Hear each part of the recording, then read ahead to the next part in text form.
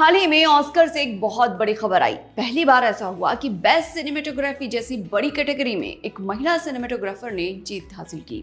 लगभग 100 साल के ऑस्कर इतिहास में ऐसा पहली बार हुआ है। ये सिर्फ एक अवार्ड की खबर नहीं थी, ये एक इशारा था कि सिनेमा की दुनिया में जो काम कैमरे के पीछे होता है वहां भी अब धीरे धीरे बदलाव आ रहा है। लंबे समय तक सिनेमेटोग्राफी ऐसा काम बना रहा जिसमें महिलाओं की संख्या बहुत कम रही। भारी कैमरा, लंबी शूटिंग, तकनीकी काम और इन सब वजहों से ये डिपार्टमेंट लगभग पूरी तरह से पुरुषों के हाथ में रहा। या यूं कहें कि आदमियों का ही नाम लिया जाता रहा। लेकिन अब धीरे धीरे ही सही, लेकिन ये तस्वीर बदल रही है। भारत में भी कई ऐसी महिला सिनेमेटोग्राफर हैं जिन्होंने इस फील्ड में दमदार काम किया है। आज हम बात करेंगे भारत की 7 ऐसी महिला सिनेमेटोग्राफर्स की जिन्होंने कैमरे के पीछे रहकर सिनेमा को नई दिशा दी।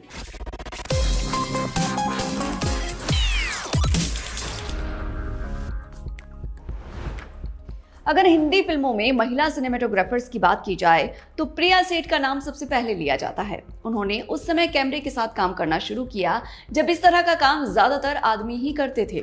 उस दौर में किसी लड़की का कैमरे के पीछे खड़े होकर फिल्म शूट करना बहुत आम बात नहीं थी। लेकिन प्रिया सेठ ने धीरे धीरे अपनी मेहनत से अपनी जगह बनाई। शुरुआत में उन्होंने असिस्टेंट के तौर पर काम किया और सेट पर रहते हुए कैमरे की बारीकियों को सीखा। उन्होंने अर्थ और होली स्मोक जैसी फिल्मों पर काम किया और बाद में कई साल तक एड्स और छोटे प्रोजेक्ट्स में काम करके अपना एक्सपीरियंस मजबूत किया। बतौर मेन सिनेमेटोग्राफर उनकी पहली फिल्म 12 आना थी, लेकिन उन्हें सबसे ज्यादा पहचान मिली फिल्म एयरलिफ्ट से, जिसमें मुश्किल हालात, लोगों की घबराहट और भागदौड़ को कैमरे के जरिए बहुत असरदार तरीके से दिखाया गया। प्रिया सेठ की खास पहचान पानी के अंदर शूटिंग करने की वजह से भी है। वो स्कूबा डाइविंग जानती हैं और भारत में बहुत कम लोग ही इस तरह का काम कर पाते हैं। उन्होंने कई फिल्मों और एड्स के लिए पानी के अंदर सीन शूट किए हैं, जो टेक्निकल रूप से काफी मुश्किल होते हैं क्योंकि वहां रोशनी, मूवमेंट और सुरक्षा तीनों अलग तरह से संभालनी पड़ती हैं। इसके बावजूद उन्होंने इस काम में मजबूत पहचान बनाई है। आज उन्हें बहुत सम्मान दिया जाता है। सविता सिंह की कहानी बहुत इंस्पायर करने वाली है। वो हरियाणा के हिसार के पास एक किसान परिवार से आती हैं। वो अपने गांव की पहली लड़की थी जिन्होंने कॉलेज की पढ़ाई पूरी की। बाद में उन्होंने दिल्ली में जर्नलिज्म किया, लेकिन फिल्मों में काम करने का सपना उन्हें पुणे के FTII तक ले गया, जहां उन्होंने सिनेमेटोग्राफी सीखी। पढ़ाई के दौरान ही उनकी शॉर्ट फिल्म क्रमशः के लिए उन्हें नेशनल अवार्ड मिला था। बाद में उन्होंने फूक, 404, एरर नॉट फाउंड, हवाईजादा और वेंटिलेटर जैसी फिल्मों में काम करके अपनी पहचान बनाई। उनके काम की सबसे बड़ी पहचान शॉर्ट फिल्म सोसी से बनी, जिसके लिए उन्हें नेशनल अवार्ड मिला। इस फिल्म का पूरा माहौल बहुत अलग और सपने जैसा लगता है। इसे सविता ने बड़ी ही खूबसूरती से फिल्माया। सविता का ये सफर दिखाता है कि छोटे शहर से आने के बाद भी अगर नजर मजबूत हो तो कैमरे के पीछे बड़ी जगह बनाई जा सकती है। उनका काम ये भी दिखाता है कि कम बजट वाली फिल्मों में भी कैमरा बहुत बड़ा फर्क ला सकता है। अगर देखने की दृष्टि अलग हो तो छोटे साधनों से भी बहुत खास और याद रहने वाली फिल्म बनाई जा सकती है। फौजिया फातिमा का नाम सिर्फ एक सिनेमेटोग्राफर के रूप में नहीं लिया जाता, बल्कि उन्हें एक ऐसी शख्सियत माना जाता है जिन्होंने इस फील्ड में नई लड़कियों के लिए रास्ता खोला। वो चेन्नई से आती हैं और शुरू में उनकी रुचि पेंटिंग में थी, लेकिन बाद में उन्होंने पुणे के FTII से सिनेमेटोग्राफी सीखी। अपने करियर की शुरुआत उन्होंने मशहूर सिनेमेटोग्राफर PC श्रीराम के साथ असिस्टेंट के तौर पर की, जहां उन्होंने कैमरे का काम बहुत करीब से सीखा। बाद में उन्होंने मित्र माय फ्रेंड जैसी फिल्म में काम किया, जो इसीलिए खास मानी जाती है क्योंकि उसकी टेक्निकल टीम लगभग पूरी तरह महिलाओं की थी, जो उस समय इंडियन सिनेमा में बहुत बड़ी बात थी। लेकिन फौजिया फातिमा का सबसे बड़ा योगदान सिर्फ फिल्मों तक सीमित नहीं है। उन्होंने इंडियन विमेन सिनेमेटोग्राफर्स कलेक्टिव नाम का एक ग्रुप शुरू किया ताकि जो नई लड़कियां इस फील्ड में आना चाहती हैं उन्हें सपोर्ट मिल सके। वो मलयालम सिनेमा में बतौर इंडिपेंडेंट फीमेल सिनेमेटोग्राफर काम करने वाली शुरुआती महिलाओं में भी शामिल रहीं। उनका काम ये दिखाता है कि कैमरे के पीछे जगह बनाना सिर्फ खुद आगे बढ़ने की बात नहीं होती, बल्कि दूसरों के लिए भी रास्ता खोलने की जिम्मेदारी होती है। मधुरा पालित नई पीढ़ी की उन सिनेमेटोग्राफर्स में से हैं जिन्होंने बहुत कम वक्त में इंटरनेशनल लेवल पर अपनी पहचान बना ली है। उनका जन्म कोलकाता में हुआ और बचपन से ही वो तस्वीरों और विजुअल दुनिया के करीब रहीं। उनके माता पिता आर्ट फोटोग्राफर थे। उन्होंने सेंट जेवियर्स कॉलेज कोलकाता से मास कम्युनिकेशन पढ़ा और बाद में सत्यजीत रे फिल्म एंड टेलीविजन इंस्टीट्यूट से सिनेमेटोग्राफी सीखी। पढ़ाई के दौरान ही उन्होंने तय कर लिया था कि उन्हें कैमरे के जरिए कहानी बनानी है। आगे चलकर उन्होंने अमी ओ मनोहर, एक दुआ, किशमिश और अमर कॉलोनी जैसी फिल्मों में काम किया, जो अलग अलग फिल्म फेस्टिवल्स में भी दिखाई गईं। मधुरा पालित को 2019 में कांस फिल्म फेस्टिवल में स्पेशल अवार्ड मिला था और ये सम्मान पाने वाली वो पहली भारतीय सिनेमेटोग्राफर बनी। ये सिर्फ उनकी व्यक्तिगत उपलब्धि नहीं थी, बल्कि भारतीय महिला सिनेमेटोग्राफर्स के लिए भी बहुत बड़ी बात मानी गई।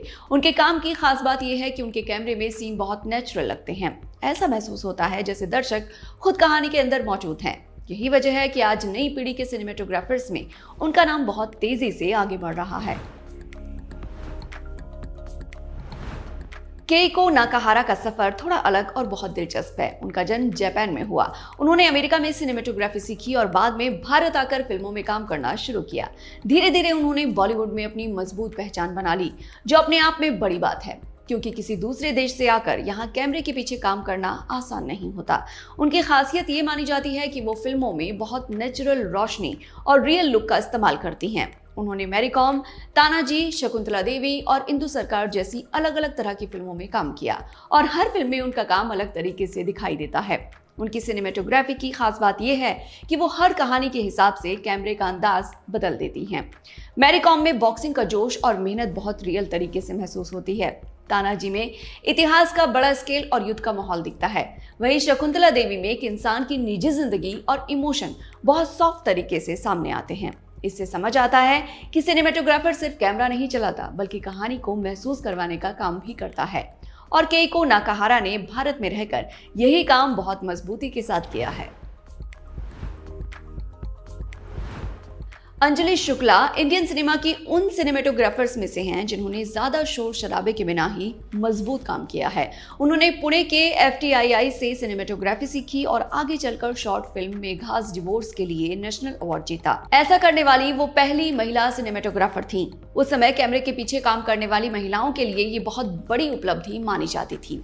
करियर की शुरुआत में अंजलि शुक्ला ने मशहूर सिनेमेटोग्राफर संतोष सिवन के साथ कई साल काम किया और बिफोर द रेन्स, तहान और रावण जैसी फिल्मों से जुड़ी रहीं। बाद में उन्होंने बतौर लीड सिनेमेटोग्राफर मलयालम फिल्म कुट्टी स्ट्रेंग से डेब्यू किया और इस फिल्म के लिए उन्हें नेशनल अवार्ड भी मिला। वो इंडियन विमेन सिनेमेटोग्राफर्स कलेक्टिव से भी जुड़ी रहती हैं और लगातार कोशिश करती रही हैं कि इस फील्ड में आने वाली नई लड़कियों को बेहतर मौका और सपोर्ट मिल सके। श्रेया देव दुबे नई पीढ़ी की उन सिनेमेटोग्राफर्स में से हैं जिन्होंने बहुत जल्दी अपनी अलग पहचान बना ली है।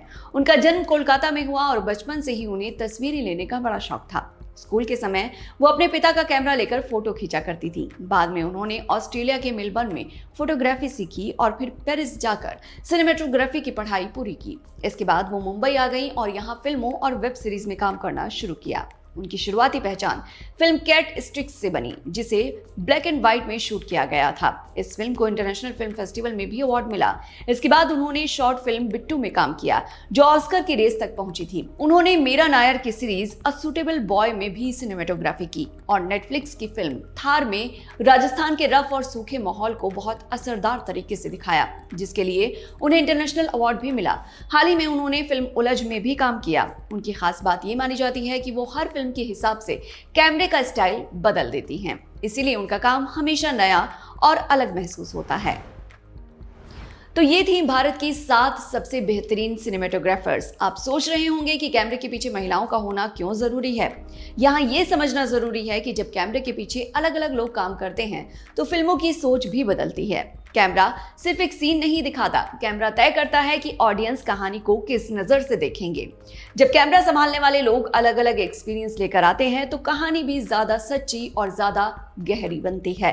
पहले कैमरा डिपार्टमेंट में महिलाएं बहुत कम होती थी, लेकिन अब फिल्म इंस्टीट्यूशंस में पहले से ज्यादा लड़कियां सिनेमेटोग्राफी सीख रही हैं। इसका मतलब है कि आने वाले समय में हमें कैमरे के पीछे और ज्यादा महिलाएं दिखाई देने वाली हैं।